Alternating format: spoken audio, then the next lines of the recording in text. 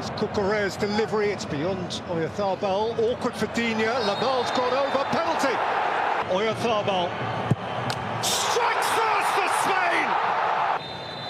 In any case, it is half-time. Porro, Olmo, Pedro Porro! It's happening for Spain! It's Lamine Yamal, he's free, he's easy, he's brilliant! Offside. Spain, the European champions, will play the World Cup final.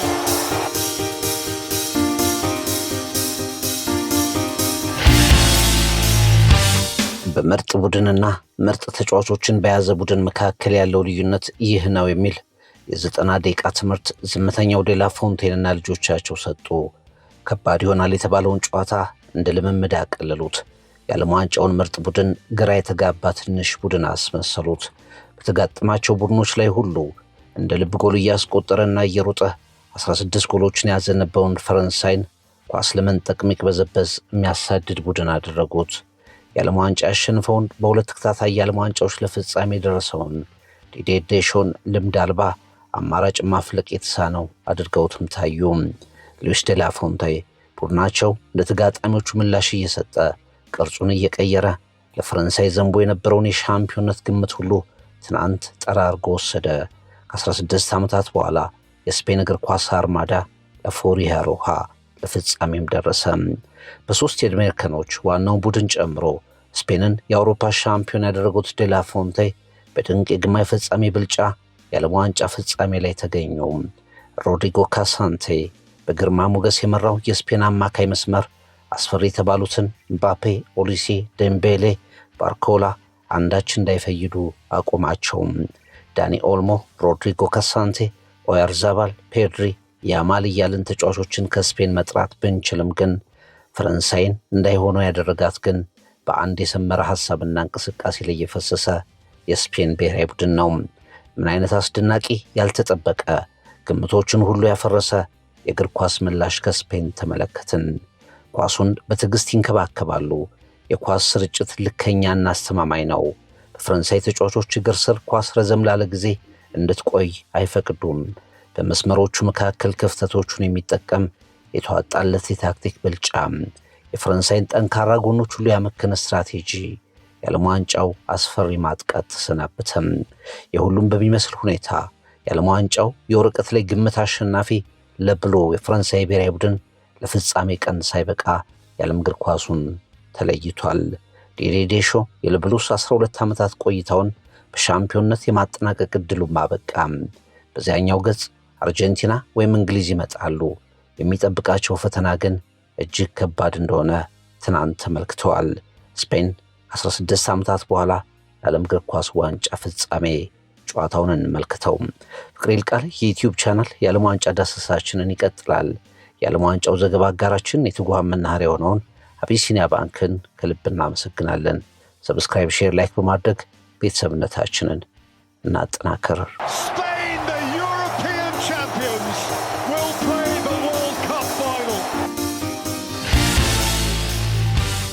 ክቡራትና ክቡራን እንግዲህ ትናንትና በ2-0 አሸናፊነት በስፔን አሸናፊነት የተጠናቀቀውን የዓለም እግር ኳስ ዋንጫ በርካቶች የተመለከቱትን ባለማመን ስሜት ነበር ያዩት። ፈረንሳይ ወደ ግማሽ ፍጻሜው ስትገባ የዓለም የቶርናመንቱም ቁጥር 1 ቡድን ተብላ ተደርጋ ነው። የ2026 የዓለም እግር ኳስ ዋንጫ ማን ያሸንፋል የሚለውን ጥያቄ በርካቶች ፈረንሳይ እያሉ መልሰውታል። ይሄ የብዙዎች ሐሳብ ነው።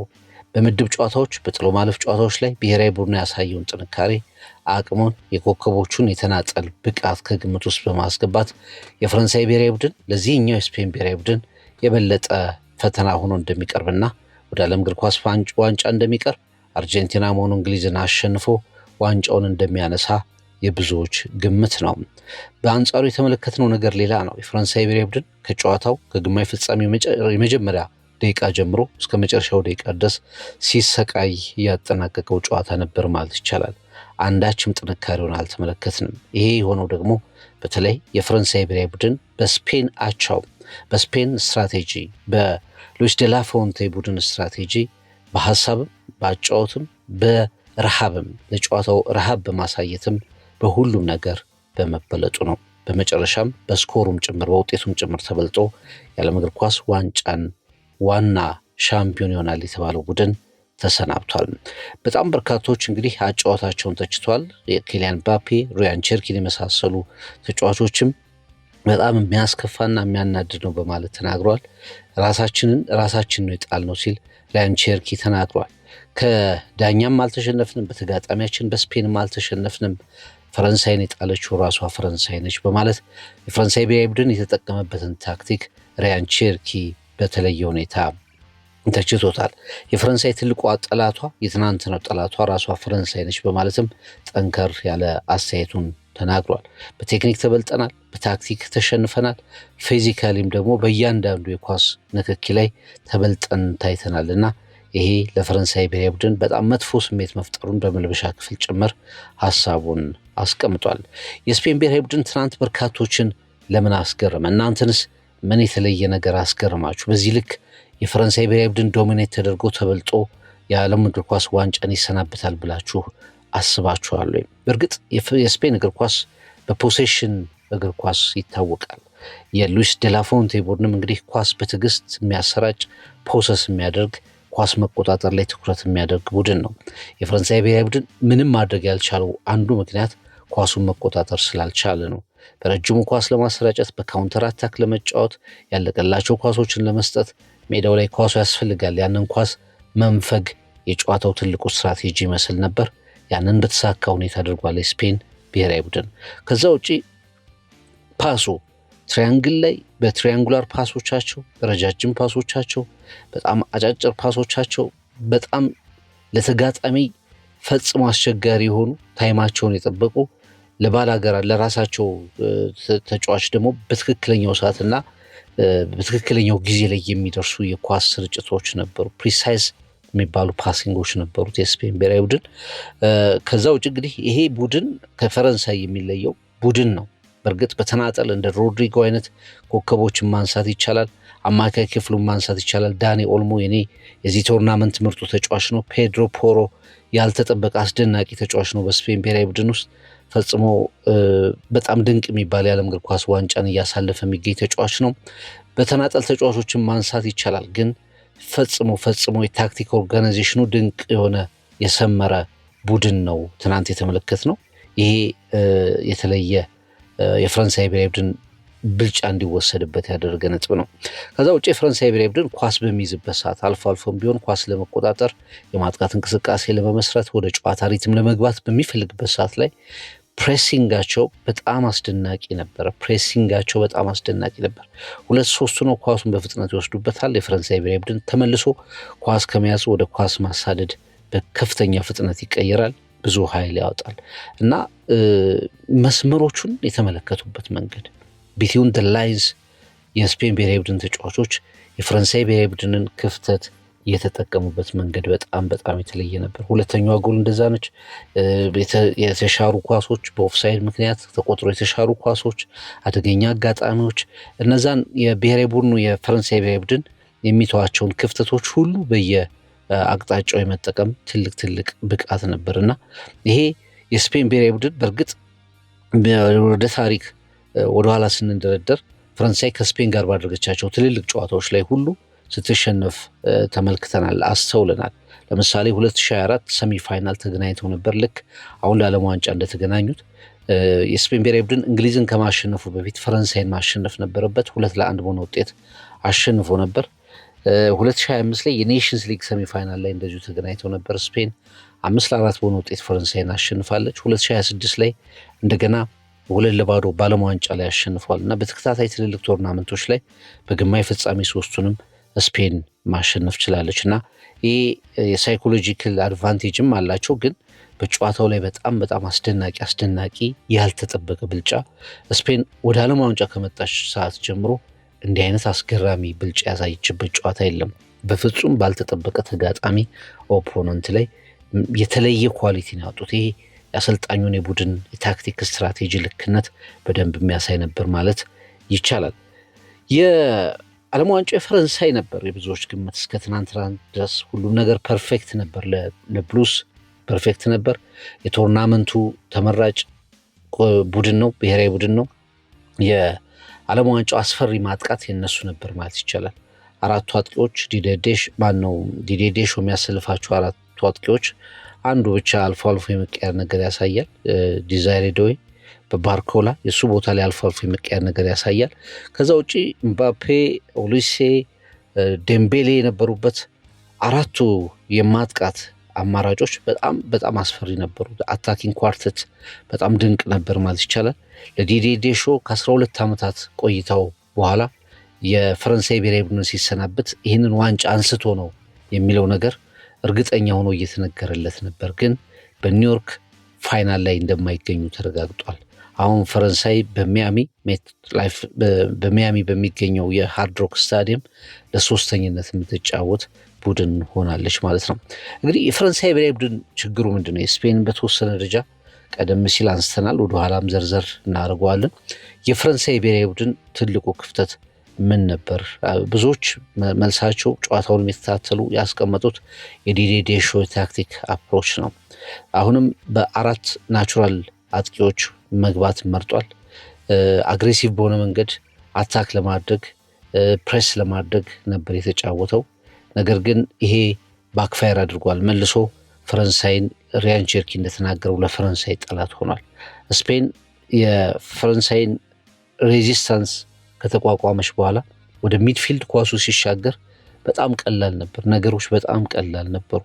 ሚድፊልድ ላይ ሮድሪጎ፣ ኦልሞ፣ ቤድሪ የነበሩባቸው የጨዋታ ክፍሎች ፈጽሞ ከፍተኛ ብልጫ እንዲወሰድባቸው አድርጓል። የስፔን ብሔራዊ ቡድን በተለይ ሮድሪጎ ካሳንቴን በተለየ ሁኔታ ማንሳት የሚያስፈልግ ይመስላል እና ራሱ ኪሊያን ምባፔም እንደተናገረው የፈረንሳይ ብሔራዊ ቡድን ባሰበው ታክቲክ ልክ አልተገኘም። ታክቲኩ አልሰራም። ስትራክቸራችን ፕሬስ ለማድረግ የስፔን ብሔራዊ ቡድን ፕሬስ ለማድረግ የነበረው ስትራክቸር መጥፎ ነበር። ዲፌንሲቭ ኮኦርዲኔሽናችን ወይም ደግሞ የዲፌንሲቭ አደረጃጀታችን በጣም ደካማ ነበር።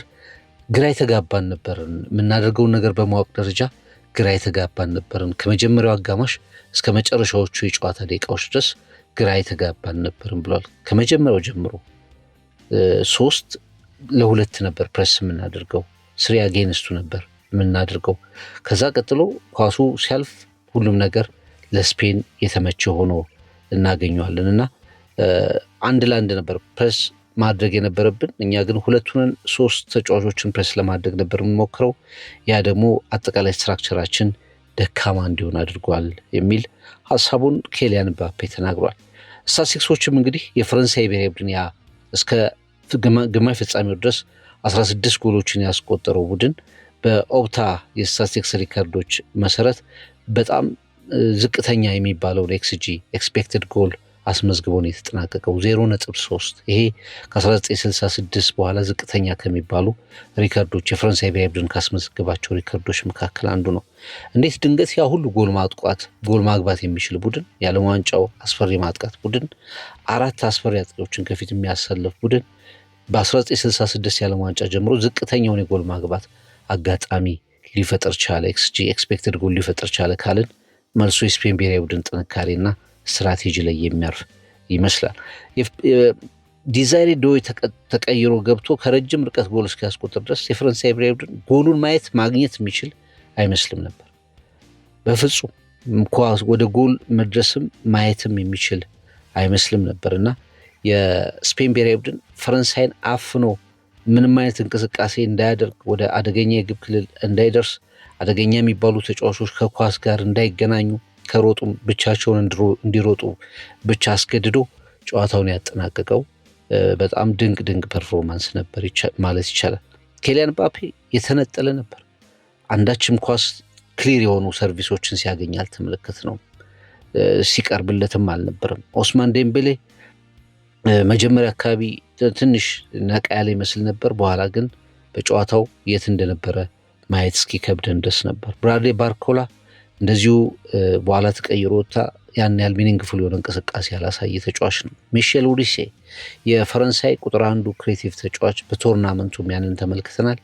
አንዳችም አይነት ነገር እንዳያሳይ በስፔን ብሔራዊ ቡድን ተጫዋቾች ቁጥጥር ስር ነበርና በህብረት የፈረንሳይ ብሔራዊ ቡድን የማይፈራ ስፔንን ለማስጋት አቅም የሌለው ቡድን ሆኖ ተመለከት ነውና ይሄ በጣም ያልተጠበቀ ነበር ማለት ይቻላል። ወደ መጨረሻ እንግዲህ የፈረንሳይ ደጋፊዎች የፈረንሳይ ብሔራዊ ቡድን ተጫዋቾች ሊመለከቱት የማይችሉትን ነገር ለመመልከት እስክንገደድ ድረስ ፖሴሽኑ ኳሱ በሙሉ የስፔን ተጫዋቾች እግር ስር ሆነ። ክራውዱ የገባው የስፔን ብሔራዊ ቡድን ደጋፊ እያንዳንዱ ንክኪ ላይ ኦሌ እያለ ንክኪዎቹን ሲቆጥር ነበር። የፈረንሳይ ብሔራዊ ቡድን እንደ ሞኝ ኳሱን ሲያሳድዱ ኳስ አልነካ ሲሉ ተመለከትንና የፈረንሳይ ብሔራዊ ቡድን መጨረሻ ፊሽካውን ከመነፋቱ በፊት እጁን ሲሰጣየን ኢቨን ደላፎንቴ ጥቂት ደቂቃዎች ሲቀሩ ነው የአሰልጣኝ ቡድን አባሎቻቸውን ሲጨብጡ የታዩት ሚሽን አኮምፕሊሽድ የሚል ስሜት ያለው ጀስቸር ሲያሳዩ የተመለከት ነውና ይሄ ሰሚፋይናል በተጠበቀው ልክ እንዳይሆን ሆኖ ተጠናቀቀ። ምክንያቱ የዲዲዬ ዴሾ እና የቡድኑ ድክመት በተለይ ግን የስፔን ብሔራዊ ቡድን አስደናቂ ጥንካሬ። ፓትሪክ ቪዬራ እንደዚሁ በፈረንሳይ ብሔራዊ ቡድን ውጤት ብስጭታቸውን ወደኋላ ላለማለት ለመግለጽ ወደኋላ ካላሉት መካከል አንዱ ነው። ፍራንስ አልነበረችም የሚል ወደ ሜዳ አልገባችም የሚል ሀሳቡን ተናግሯል። ኮከቦቹ ቡድን አልነበሩም፣ ኮከቦቹ በህብረት አልበሩም የሚል አስተያየቱን ፓትሪክ ቪዬራ ተናግሯል። ከጌሙ ሚሼል ኦሊሴን ኢፌክቲቭ በሆነ መንገድ አስወጥቶታል የፓትሪክ ቪዬራ አስተያየት ነው። ሚሼል ኦሊሴን ከጨዋታው ሙሉ ለሙሉ ውጭ እንዲሆን ተደርጓልና እያንዳንዱ ቁልፍ የፈረንሳይ ብሔራዊ ቡድን ተጫዋች አንደር ፐርፎርም ያደርገው ከብቃቱ በላይ ነው የተጫወተውና በጣም መጥፎ ውጤት ሲል ፓትሪክ ቪዬራ ጨዋታውን ገልጾታል። ሪያን ሼርኪ ቀደም ሲል እንዳስቀመጥኩት የራሳችን ጠላቶች ነበርን፣ በጣም ነገሮች ቀላል በሚሆኑበት መንገድ መጫወት ይቻል ነበር የሚል ሀሳቡን እንደዚሁ አስቀምጧል። የፈረንሳይ ብሔራዊ ቡድን እንግዲህ ቀደም ሲል ካስቀመጥ ነው በቡድን ጠንክሮ ካለመምጣት፣ ታክቲካሊ ካለመግባባት፣ የኮከቦቹ ከአቅማቸው ልክ ካለመገኘት ጋር በተያያዘ ያነሳናቸው ነጥቦች እንዳሉ ሆነው እንግዲህ የአንዳንድ ኪ የሚባሉ የተናጥል የተጫዋቾች ሞመንቶችም ጉዳት አድርሷል ማለት ይቻላል። አንደኛው አድሪያን ራቢው የመጀመሪያው አጋማሽ ላይ በጣም ቢጫዎች ማየት ለሁለተኛ ቢጫ የቀረበ ጥፋት መስራቱ ሁለተኛው አጋማሽ ላይ በጊዜ እንዲቀየር አስገድዷል። ተቀይሮ የገባው ማኔ ለኔ ኮኔ ፈጽሞ በጨዋታው ላይ አልነበረም። ግራ የተጋባ አንዳች ነገር ሳይፈይድ የወጣ ተጫዋች ሆኖ ነው ያየሁት። ዊሊያም ሳሊባ እንደዚሁ ከ30 ደቂቃ በኋላ በጉዳት ምክንያት መውጣቱ የተከላካይ መስመሩ እሱ ከወጣ በኋላ የበለጠ ተጋላጭ እንዲሆን አድርጎታል። ሌላው ግን በጣም ትልቁ ዊክ ሊንክ በዓለማችን በጣም ምርጡ ተጫዋች ላሚን ያማል ቦታ ላይ የተሰለፈው ሉካስ ዲኝን የመጀመሪያው ፔናልቲዋ ነች፣ ሞመንተሙን ቀይረዋለች። አስፈላጊ በብልጠት የተገኘች ነች፣ በላሚን ያማል ብልጠት፣ በሉካስ ዲኝ ደግሞ ነገሮችን ያለማመዛዘን ምክንያት የተገኘች ፔናልቲ ነች። ያቺ ለስፔን ብሔራዊ ቡድን መነሻ ነች፣ ለጨዋታውም ተርኒንግ ፖይንት ነበረች ማለት ይቻላል። ከዛም በኋላ ግን በነበረው ፐርፎርማንሱ ሄርናንዴስ ቀይሮት እስኪወጣ ድረስ ለፈረንሳይ ብሔራዊ ቡድን የስጋት ምንጭ ነበር፣ ደካማ ዊክ ሊንክ ነበር የሉካስ ዲኝ ፐርፎርማንስ። ከዛ ውጭ እያንዳንዱ የፈረንሳይ ብሔራዊ ቡድን በተናጠል ቀደም ሲል ፓትሪክ ቪዬራ አስቀምጦታል እንዳልኩት በተናጠል እያንዳንዱ ተጫዋች አቋምም ወርዶ የመገኘት ጉዳይ ነው። ዲዲዬ ዴሾ አሁን ከጨዋታው በኋላ የፈረንሳይ ብሔራዊ ቡድን እንግዲህ ይሰናብታል። የዓለም ዋንጫ ጉዳዩን ጉዞውን አጠናቋል። 12 ዓመታት ከለብሉስ ጋር ቆይቷል። ለረጅም ጊዜ ብሔራዊ ቡድኑን መርቷል። ከካታር የዓለም ዋንጫ በኋላም እንደው መሰናበት ነበረበት የሚሉ ጥሪዎች ነበሩ። የፈረንሳይ እግር ኳስ ግን ዴሾን አቆይቶታል። በጣም አደገኛ በመሆን ጨዋታውን ለስፔን ከባድ ማድረግ ነበረብን። ያንን ማድረግ አልቻልንም። ጨዋታውን ለስፔን ማክበድ አልቻልንም የሚል ሀሳቡን አስቀምጧል። የመጨረሻ የፈረንሳይ ብሔራዊ ቡድን አሰልጣኝነቱ የፈረንሳይ ብሔራዊ ቡድን እየመራ የመጨረሻ ጨዋታውን አድርጓል። ከ12 ዓመታት በኋላ ይሰናበታል። እጅግ ሊረሳው የማይገባውን ብልጫ አስተናግዶ ነው ግን ስንብቱ የሚሆነው። አሁን የብሔራዊ ቡድኑ ለዚነዲን ዚዳን ይሰጣል ተብሎ ነው የሚጠበቀው። በዓለም እግር ኳስ ውስጥ ምርጥ የሚባሉ ታለንቶችን አሁንም አለው ብሔራዊ ቡድኑ። ተስፋው ለፈረንሳይ እሱ ይመስለኛል። ምንም እንኳ የፈረንሳይ ብሔራዊ ቡድን በከፍተኛ ብልጫ ተሸንፎ በስፔን ቢሰናበትም አሁንም ያሉት አብዛኞቹ ተጫዋቾች ለሚቀጥለው የዓለም ዋንጫ መድረስ የሚችሉ ናቸው። ዚነዲን ዚዳን የፈረንሳይ ብሔራዊ ቡድንን ሲረከብ አብዛኛው ኮከብ ከብሔራዊ ቡድኑ ጋር ነው የሚሆነው። ምባፔን ጨምሮ ኦሊሴ፣ ደምቤሌ፣ ባርኮላ፣ ዲዛይሬ ዶዌ አብዛኞቹ ተጫዋቾች የፈረንሳይ ብሔራዊ ቡድን ተጫዋቾች በቀጣዩ ዓለም ዋንጫ ላይም ከተሰጥኦ ጋር መገኘት የሚችሉ ናቸው ብሎ ማስቀመጥ ይቻላል። እንግዲህ የፈረንሳይ ብሔራዊ ቡድን በአጠቃላይ የዓለም ዋንጫውን ላለማሸነፉ ትልቁ ክፍተት፣ ትልቁ ሀሳብ፣ ትልቁ ጥያቄ ራሱ ላይ ወይስ በከፍተኛ ሁኔታ የስፔን ብሔራዊ ቡድን ብቃት ያሳየው የሚለው ትልቅ መከራከሪያ ሆኖ የሚቀጥል ይመስለኛል። የስፔን ብሔራዊ ቡድን በከፍተኛ ሁኔታ ካሳያቸው የጨዋታ ብልጫዎች መካከል አንዱ ተደርጎ ሊነሳለት ይችላል። በዚህ የዓለም እግር ኳስ ዋንጫ ላይ ስፔን ፖርቹጋልን ገጥማለች። በፖርቹጋል ተቸግራ ተመልክተናታል። ምን ያህል የፖርቹጋል ብሔራዊ ቡድን ምናልባትም ቀጥተኛ ማሳያ ባይሆን እንኳ ፖቴንሻል የነበረው ግን በራሱ ስህተት እንደዚሁ የተሰናበተ ቡድን ለመሆኑ ትልቅ መልእክት ነው። በቴክኒክ ደረጃ በፖሴሽን ደረጃ መሳ ለመሳ መቆም የሚችሉ ባለተሰጥኦ ተጫዋቾች ነበሩት። የፈረንሳይ ብሔራዊ ቡድን አስቀድሞ ፖርቹጋል ከስፔን ጋር ተጫውታለች። የፖርቹጋል ብሔራዊ ቡድን እንዲሸነፍ የግድ አንድ አጋጣሚ መፈጠር ነበረባት። ያቺ የስፔን ጎል በተለየ ሁኔታ በሚኬል ሜሪኖ መቆጠር ነበረባት እና ያ ባይሆን ኖሮ አሁን ያለውን የስፔን ብሔራዊ ቡድን በዚህ ልክ ልንመለከተው አንችልም ነበር የሚል እምነት አለኝ። ምክንያቱም የፖርቹጋል ብሔራዊ ቡድን በጣም ጥሩ እድል ነበረው ብሎ ማሰብ ይቻላል። ከዛ ውጪ ቤልጅየም ብሔራዊ ቡድን ገጥመዋል። በጉዟቸው ጥሩ ተጋጣሚዎችን አልፈዋል። ግን እንደ ትናንት ነው ፈረንሳይን እንዳሸነፉበት የዓለም እግር ኳስ ዋንጫ በዓለም ዋንጫው ላይ መድረሳቸውን በትክክል ፌቨራይት መሆናቸውን ያረጋገጡበት ጨዋታ ግን አላደረጉም። ከምድቡ የመጀመሪያ ጨዋታቸው ኬፕ ቨርድን ከገጠሙበትና ምንም ጎል ሳያስቆጥሩ ባቻ ውጤት ከተጠናቀቁበት ጨዋታ ጀምረን ስንመለከት የስፔን ብሔራዊ ቡድን ለዓለም እግር ኳስ ዋንጫው መድረሱን በትክክል ያረጋገጠበት ጨዋታ ወሳኙ ነገር ላይ ነው።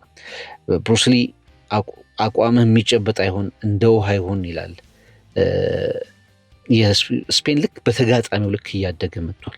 ለተጋጣሚው ምላሽ እየሰጠ መጥቷል። ከኮንጎ ጋር ደካማ መስሎ የነበረው ፕሌን የስፔን ብሔራዊ ቡድን ፈጽሞ የተለየ ሆኖ ተመልክተናል።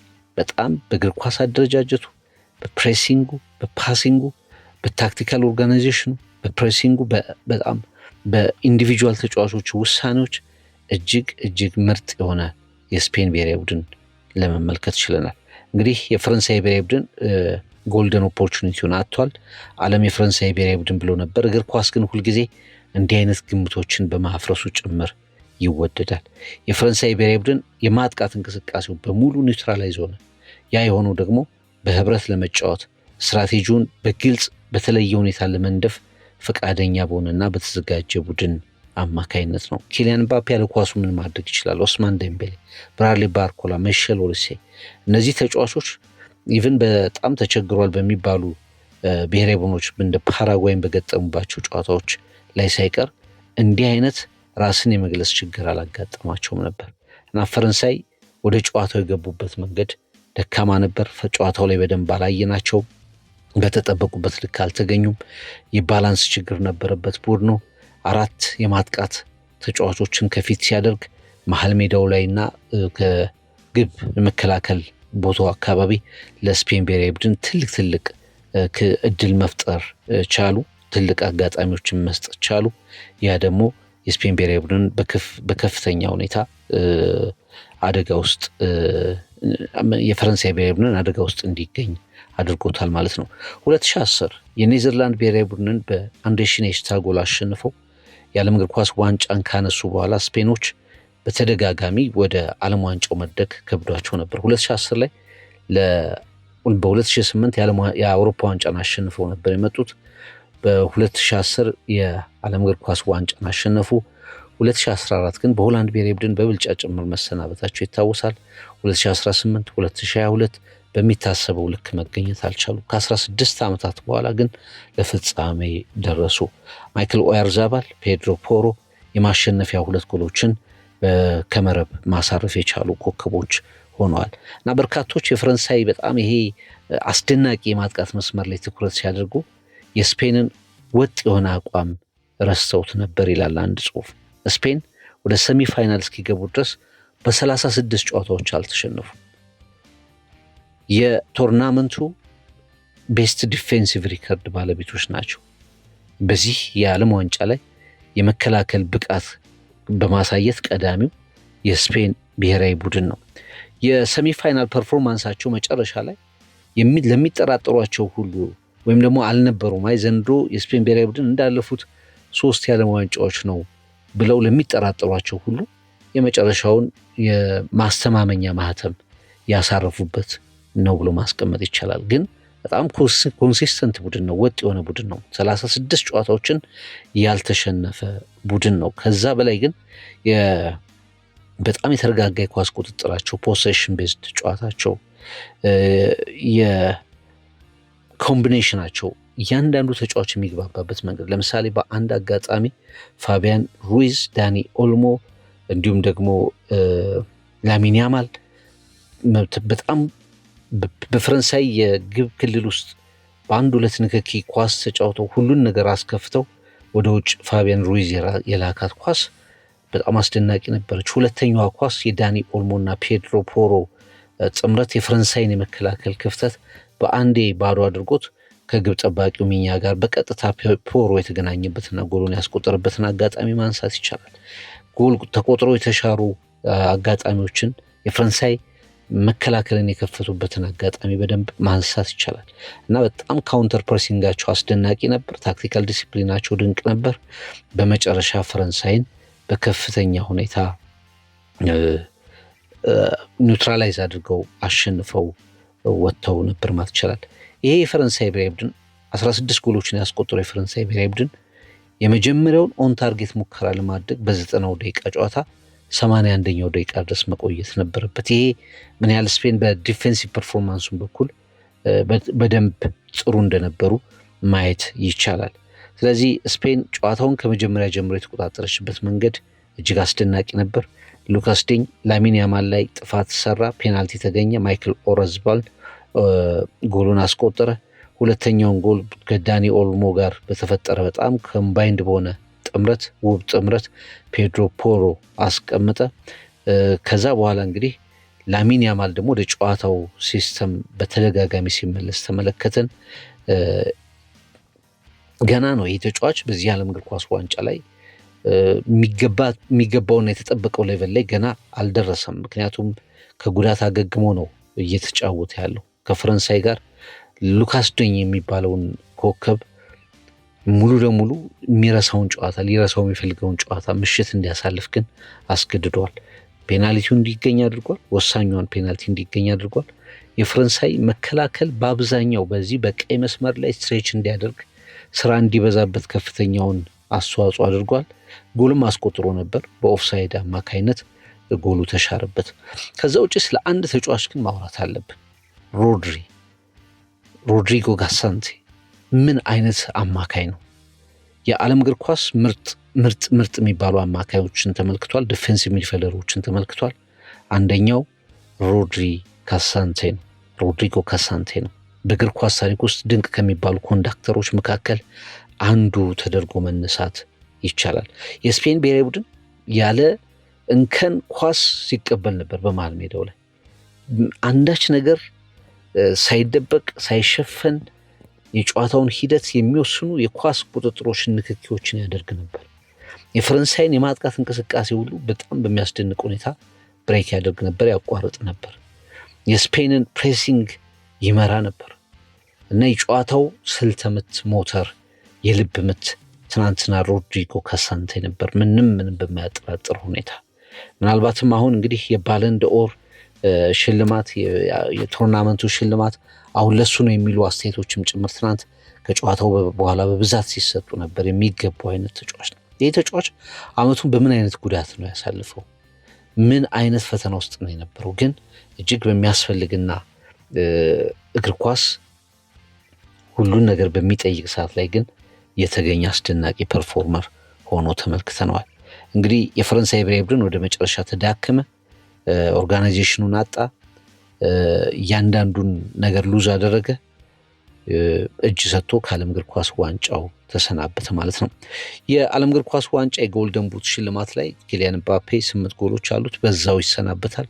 ሊዮኔል ሜሲ 8 ጎል አለው። ዛሬ አንድ ተጨማሪ ጨዋታ ያደርጋል። ወደ ፍጻሜ ካለፈ አርጀንቲና ብሔራዊ ቡድን 2 የፍጻሜ ጨዋታዎች ይኖሩታል። ሊዮኔል ሜሲ ይህን ሪከርድ ቶርናመንቱ ኮከብ ጎል አግቢ መሆን እድሉ ሰፊ ይሆናል። ኤርሊንግ ብሮት ሃላንድ 7 ጎሎች አሉት፣ 7 ላይ ይቆማል። ኖርዌይ ከውድድሩ ተሰናብታለች። ሃሪኬን እና ጁድ ቤሊንግሃም እንደዚሁ ብሔራዊ ቡድኑ ጨዋታ ላይ ስላሉ በሁለቱ ጨዋታዎች ላይ ነገሮችን የማሻሻልና ለኮከብ ጎል አግቢነት የሚፋለሙበት እድልን ይቀጥላሉ። ትናንት ስፔን ፈረንሳይን ካሸነፈችበት ጨዋታ በኋላ ቡድን እንጂ የተናጠል ተጫዋቾች የሻምፒዮንነት ክብርን አያሳኩም የሚለውን ሀሳብ በተግባር አስተምረዋል። በተናጠል ምርጥ ተጫዋቾች አሏቸው፣ ግን ስፔን እንደ ቡድን ከፈረንሳይ የተለየ ነበር። የታክቲክ ብልጫ ነበረው፣ የቴክኒክ ብልጫ ነበረው፣ የሜንታሊቲ ብልጫ ነበረው፣ አብሮ የመስራትና ለጨዋታው የመራብ ብልጫ ነበረው። ላፉሪያ ሮሃ የስፔን ብሔራዊ ቡድን ከ16 ዓመታት በኋላ ለዓለም እግር ኳስ ዋንጫ ፍጻሜ በቅቷል። በምርጥ ቡድንና ምርጥ ተጫዋቾችን በያዘ ቡድን መካከል ያለው ልዩነት ይህ ነው የሚል የ90 ደቂቃ ትምህርት ዝምተኛው ዴላ ፎንቴና ልጆቻቸው ሰጥተዋል። ከባድ የተባለውን ጨዋታ እንደ ልምምድ አቅልለው ተወጥተዋል። የዓለም ዋንጫውን ምርጥ ቡድን ግራ የተጋባ ትንሽ ቡድን አስመስለውታል። በተጋጣሚያቸው ቡድኖቹ ላይ ሁሉ እንደ ልቡ የሮጠውን 16 ጎሎችን ያዘነበውን የፈረንሳይ ብሔራዊ ቡድን ኳስ ለመንጠቅ የሚቅበዘበዝ የሚያሳድድ ቡድን አድርገው ተመልክተናል። የዓለም ዋንጫ ያሸነፈው በሁለት ተከታታይ የዓለም ዋንጫዎች ፍጻሜ ላይም ለፍጻሜ የደረሰው ዲዲዬ ዴሾ ልምድ አልባ አማራጭ ማፍለቅ የተሳነው አድርገውትም ታይተዋል። ሉዊስ ዴላ ፎንቴ ቡድናቸው እንደ ተጋጣሚዎቹ ምላሽ እየሰጠ ቅርጹን እየቀየረ ለሜት ላይፉ የኒውዮርኩ ፍጻሜ መብቃታቸውን አረጋግጠዋል። ይሄ ቡድን ምን አይነት ቡድን ነው? ግምቶችን ሁሉ ያፈረሰ የእግር ኳስ ምላሽ ከስፔን ተመልክተናል። ኳሱን በትዕግስት ይንከባከባል። የኳስ ስርጭታቸው ልከኛና አስተማማኝ፣ በፈረንሳይ ተጫዋቾች እግር ስር ኳስ ረዘም ላለ ጊዜ እንድትቆይ የማይፈቅድ፣ በመስመሮች መካከል ክፍተቶችን የሚጠቀም የተዋጣለት የቴክኒክ ብልጫ፣ የፈረንሳይ ጠንካራ ጎኖችን ሁሉ ያመከነ ስትራቴጂ፣ የዓለም ዋንጫው አስፈሪ ማጥቃትን እያሰናበተ ቡድን ላፉሪያ ሮሃ የስፔን ብሔራዊ ቡድን። በዚሁ እናጠናቅቃለን። ዛሬ እንግሊዝ ከአርጀንቲና የፎክላንድ ደሴት ጦርነትን የ1986ቱን የዲጎ አርማንዶ ማራዶናን ታምር የሚያስታውስ ጨዋታ ያከናውናሉ። ይህን ጨዋታና ሌሎች ዳሰሳዎቻችንን በትሪቡን በዩቲዩብ ቻናላችን ይዘን እንቀርባለን። የትጉሃን መናኸሪያ የሆነውን አቢሲኒያ ባንክን በድጋሚ እናመሰግናለን።